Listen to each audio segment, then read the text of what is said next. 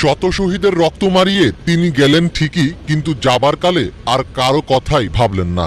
অনিরাপদ অবস্থায় রেখে গেলেন আওয়ামী লীগের হাজার হাজার নেতাকর্মীকে। অভূতপূর্ব ছাত্র জনতা অভ্যুত্থানের মাধ্যমে সরকার পতনের পর বোন রেহানাকে সাথে নিয়ে দেশ ছাড়েন শেখ হাসিনা।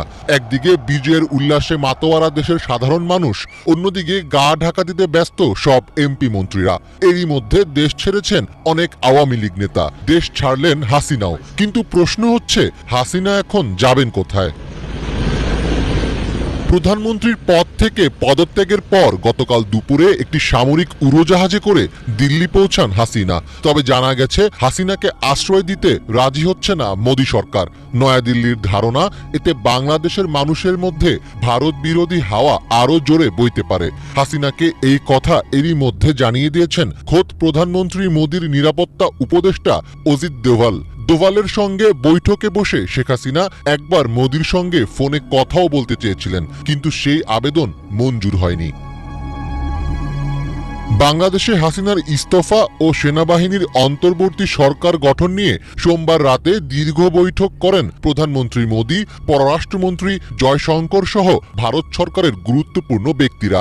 ওই বৈঠকে সিদ্ধান্ত হয়েছে, আপাতত বাংলাদেশের কাউকেই ভারতের রাজনৈতিক আশ্রয় দেওয়া হবে না। শেখ হাসিনাকে আশ্রয় না দেওয়ার অন্যতম আরেকটি কারণ হল, প্রায় ৬,০০০ ভারতীয় এখনও বাংলাদেশে আটকে আছেন। হাসিনা ভারতে আশ্রয় পেলে তাদের জীবনও নিরাপত্তার শঙ্কায় পড়তে পারে। তবে ভারতের সংবাদ মাধ্যম এনডিটিভি জানিয়েছে, শেখ হাসিনাকে আপাতত সাময়িকভাবে ভারতে থাকার অনুমোদন দিয়েছে নয়াদিল্লি। বাংলাদেশ ঘিরে থাকা পুরো সীমান্ত ও সব চেকপোস্টে নজরদারি বাড়াতে বিএসএফ বাড়িয়ে দেওয়া হয়েছে। নিরাপত্তা জোরদারে দেশটির বিএসএফ এর ডিজিকে কলকাতায় পাঠিয়ে দেওয়া হয়েছে।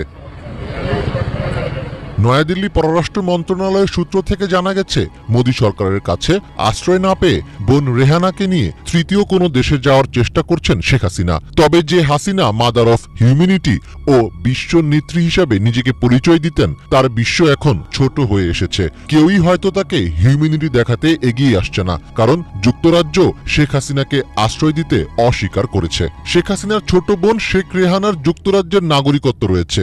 পাশাপাশি রেহানার মেয়ে টিউলিপ যুক্তরাজ্যের ক্ষমতাসীন লেবার পার্টির সংসদ সদস্য। প্রথমে শোনা গিয়েছিল, সোমবার রাতেই তিনি লন্ডনের ফ্লাইট ধরতে পারেন। পরে জানা যায়, হাসিনার রাজনৈতিক আশ্রয়ের অনুরোধ প্রত্যাখ্যান করেছে যুক্তরাজ্য, যদিও সরকারি সূত্রে এর কোনো সমর্থন মেলেনি।